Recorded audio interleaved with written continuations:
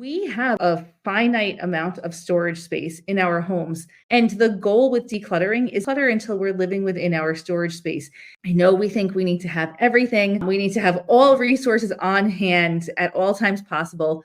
But the reality is, the more that we have, the harder it is to find what we need when we need it. The harder it is in an emergency situation like a natural disaster. Live within your space. That's your parameter. When you think about living within your space, there's a mindset shift with this that can really help too. This is not a limiting factor in our lives. This is freedom. When we live within our storage space, our lives are so much easier.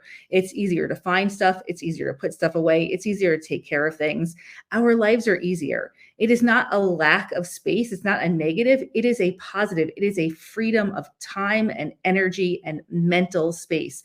So live within your space. That is the goal. Be ruthless in getting to this goal, because your life overall is going to be so much easier when you're living within your space. And when you're not using your storage in your garage, your basement, or your attic, and you have the inevitable happen, a pipe will burst. There will be some rodents in there. Something like that will happen.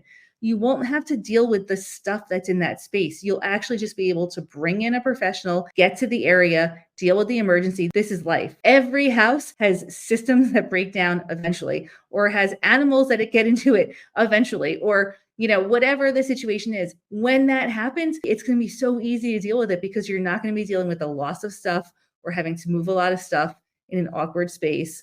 You're just going to be able to deal with the situation. So living within your space is not a negative. It is a huge, huge, huge net positive to your life.